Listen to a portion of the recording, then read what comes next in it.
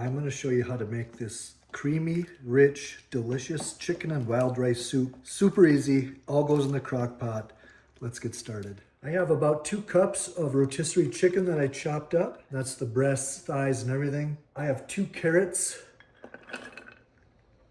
I have half a large onion chopped up. 3 celery stalks chopped up. Next I have 1 cup of wild rice that I rinsed. 2 tablespoons of minced garlic. Some seasoning.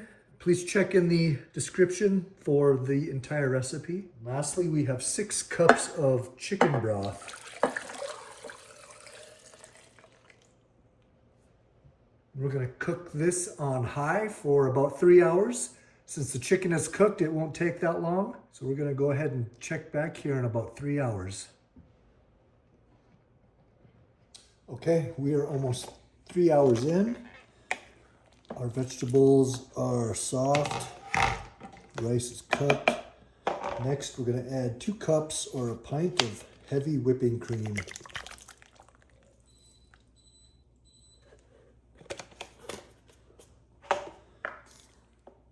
Next, we're going to add in a 1/3 cup of cornstarch that we mixed with some cold water. This is going to help thicken this up. We want to return this back to a strong simmer or a boil. All right, this is thick. It smells amazing. All the vegetables are nice and soft.